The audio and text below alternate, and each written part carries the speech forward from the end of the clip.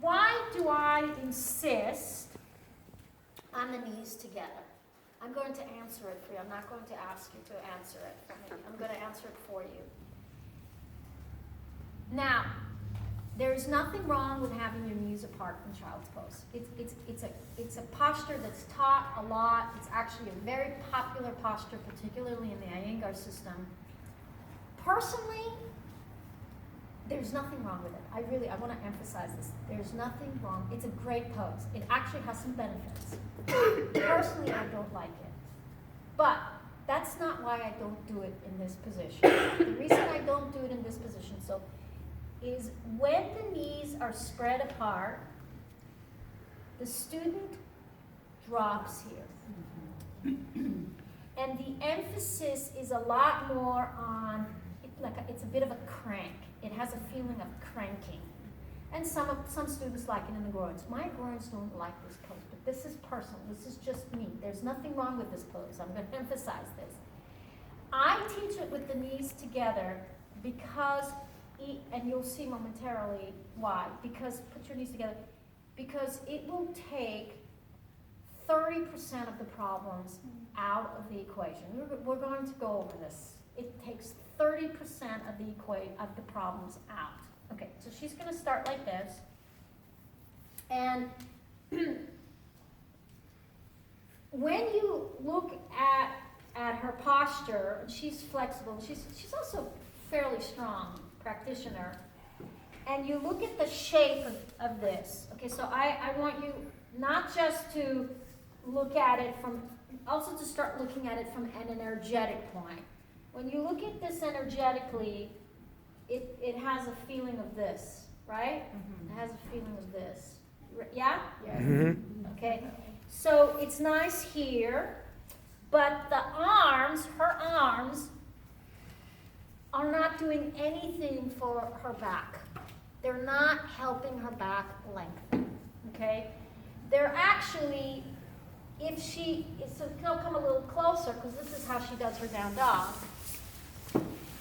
Actually, when we start to put weight on this particular way of working, so when she's in downward dog or in postures where there's arm balances, she's actually working to harm and potentially dislocate her shoulders. She's weakening them. The bones are not connected to her back, and there's no reason why they shouldn't. So, and we'll look at she's not the perfect example of the knees apart. We'll find someone else that is, and you can also experiment with each other on this. So the first thing we're going to do, and you notice today I insisted on the blocks, right?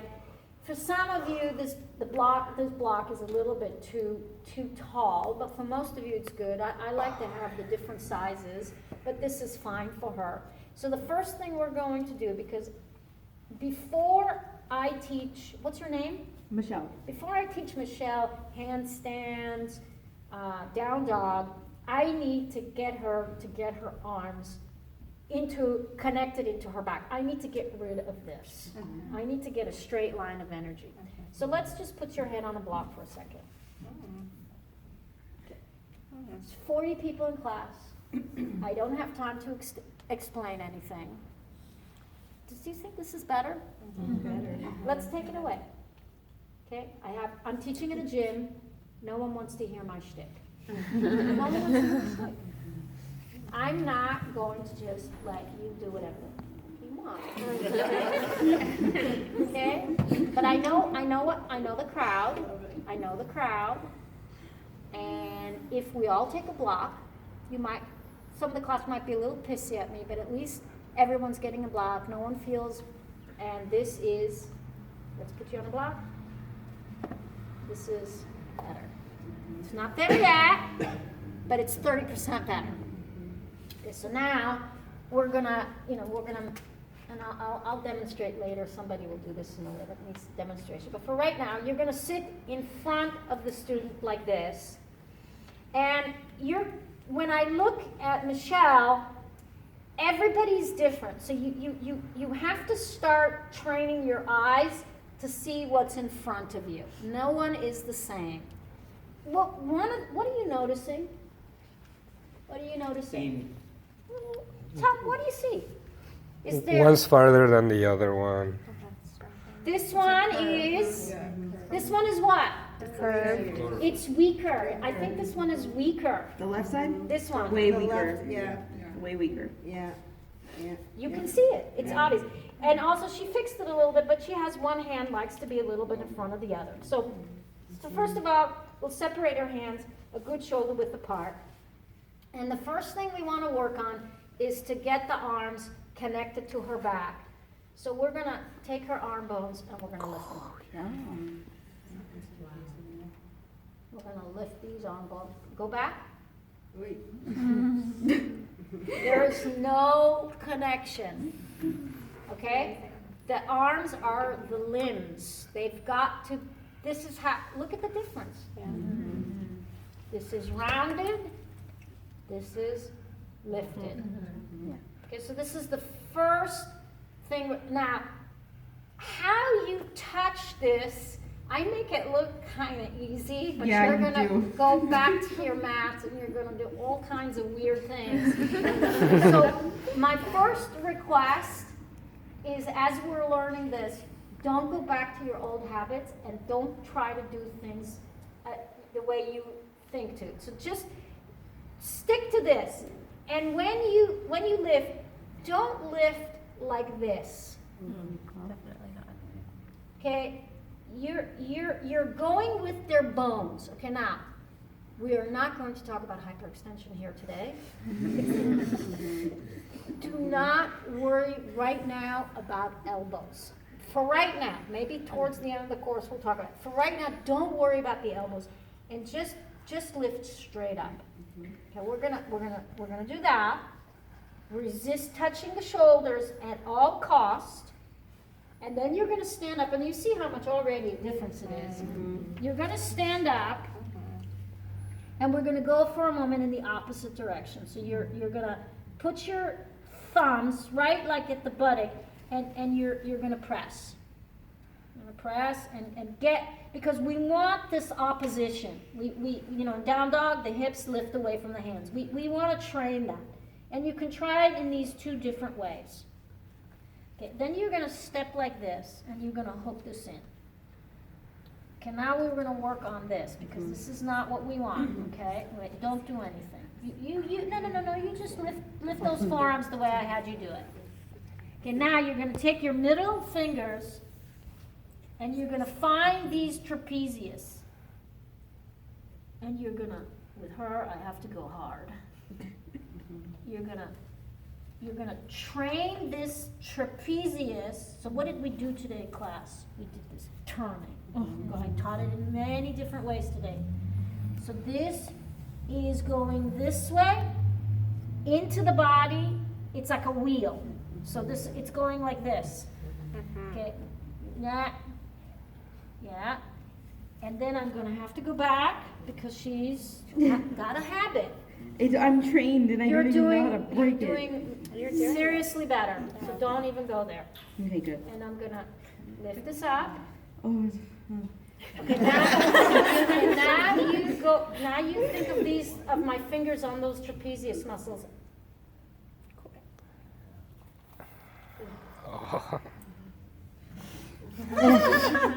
There's so much work there, but usually child's pose, they tend to hang out. No, I don't hang out in child's pose. Look at that. Wow. That's amazing. So these muscles go down. The shoulders, and we're going to look at someone. I'm sure there's going to be someone. She's not someone who squares her shoulders, so we don't need. She's doing great. Yeah. Look at the difference. It's amazing. Yeah, and that's it. Did you describe in the class it was like a baby cobra? So, yeah, because the upper back, the upper back has to go in. I felt it. It has to go in. It goes in against the lift of your arms. So it's like the upper back goes in, and the arm bones lift up, and that creates that sensation. And then you can lengthen from there. Which wants to emphasize the inner wrist, you say the knuckles, what she need to emphasize to, because I have the same, to work more The index the bone moving into Why don't you place. come here? Okay. No, I want to answer, you guys are a little more sophisticated than the normal, so I'm going to try to answer your questions a little bit differently, and I'm going to try and challenge you a little bit. Okay. What I want you to be challenged is first of all, everybody's different. And if you look for just the one thing to work on, you could perhaps miss things that other person needs to work on. So what could go wrong if my whole class thought that the weight just goes onto the inside of the hand? Well, I can take some people out of alignment because I'm teaching for her at that moment. Very good. So what's important is that you see when someone is gone off, but then that you know that there's every which way you go, you can overdo. So yes, the knuckle of the index finger presses because most people tend to roll the weight to the outside, but eventually the weight is even on all the knuckles of the fingers. So you're not always just saying that one thing, but that you're saying that one thing and you're saying, and then it has to equalize. Okay? Does that make sense? Yes. Okay. All right. So that's why today, let's go for an example today. Today I said that it's not necessarily that the middle finger is straight forward. Why did I say that? How many of you have heard middle finger straight forward? I usually hear index pointing forward, and I can move the middle to the side if I have tightness in your shoulders, or I can roll my inner arms. You better come here. Yeah, I know. You better come here. I need that video. Okay. Okay. So, we have to do this. So, what happens when I'm a triple A type? Okay. I don't do 30%. I don't know what 30% means. I overdo everything. It's a problem. Okay, it's a problem. So when you tell me to rotate, I'm freaking gonna rotate. So you're going to over-rotate. I'm gonna over-rotate. Okay? Well, maybe not now, but I promise you I'll do it. So I'm going to over-rotate. So rotating the upper arms it's got some goodness with some students, but it's terrible for someone like me, and particularly if I'm flexible. Now, what else can happen if I over-rotate? You expose the elbow. Well, you say not talk to about the elbows. No, I don't care. No, you can talk about the elbows later. Yeah, go ahead. Yeah, you expose the inner elbow. But what's happening else? I want you to tell me what happens below. The wrist. I open up my wrist. What does that do? The wrist. What's it doing to your wrist? It's a lot of pressure. Pressure. You're torquing your wrist. Yes. You're torquing your wrist. So now you've got a flexible student, triple A type, listening to everything that you're saying to me, and I'm going to overdo it, and I work at home by myself, and I'm going to hurt my wrist and potentially over-rotate my shoulders, hurting my shoulders. So the reason why I said to not have the middle finger straight forward, and we're going to do that momentarily, is because it's more important that the wrist crease is parallel, that it's undisturbed. And we're going to get into your question in a minute, but go ahead for a minute and just take your knees. Yeah. I promise you, we're going to do this more carefully. So it's not that your arms are rotating, because when they rotate, you torque the wrist, which is then why we emphasize this. It's that you need to learn to go with the bone, okay? And that's why I'm asking you not to worry right now so much about making the elbows straight. Straight meaning, okay, let me explain that. I'm maybe explaining too much. Straight meaning, you can look at me for a second. Straight meaning that my arm bones, my lower arm bone and my upper arm bone line up. I'm unusual. It's the only lucky thing I have. My legs are not that lucky, okay? But my arms were lucky. They're straight. But many, many students, yeah, you see, you're perfect. 60% of all students are not. Okay, so for right now, maybe we'll look at this momentarily later in the course. For right now, there's no point for me to try to make this bone straight, because I cannot take, no matter how good of a yoga teacher I might think I am or want to be, or how great yoga is not taking this bone and putting it here. It's just not going to happen. Okay, so for right now, I want you just to go with the bones. Okay, so don't worry about making them perfectly lined up if those bones don't naturally do that. Okay, so we're going with the. So go ahead and come into child's pose for a second. Yes, similar. So this is good for you to see. So not as intense as you, but there's a little bit of an asymmetry here. So let's just see what is up with that. Let's just take your hips a little bit this way, just a little bit more. Okay. So we see what happens when we put the block under her head. Okay. Yeah, and be on yeah, that. And then we elongate her arms, so she also has one arm. And you could see that this one is lower to the ground than this one. So when I adjust her, I'm going to work a little harder on this one. And I'm going to lift these arm bones up. I'm going to lift these arm bones up, and I'm going to hold here. And you notice that when I hold her here, I'm not moving around. Because if you move around, you're confusing the student. You're confusing them. They don't know what you've done. And I remember one time, Patabi Joyce gave me an adjustment in one of the more advanced asanas, and it was, whenever I do the pose, I always know that adjustment. He had one knee in my buttock and one arm. It was so like, and my mind always goes there. And so this is how your adjustment should be. You shouldn't be all over the place. And when I'm holding her here, I'm feeling that she's no longer resisting me. She's starting to do this herself.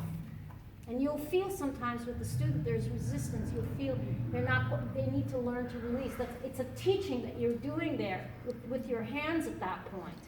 Okay, this is coming along well now. No, you're staying. Okay, and then I'm going to go this way. She's already looks completely different. You're going to go this way, and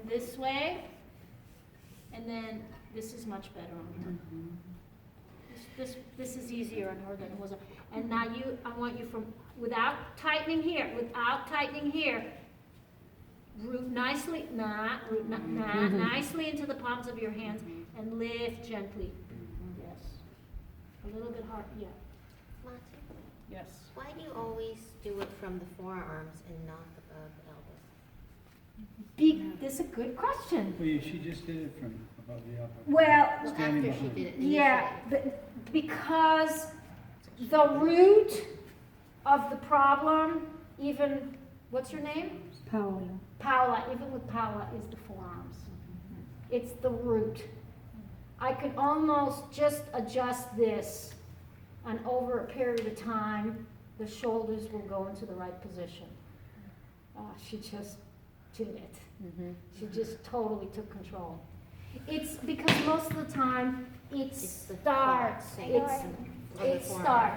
it starts at the forearms. So very often, the problem is, you can come out. The problem is not where the problem is, it's not where the problem, it's The some, root. it's, the root of it is often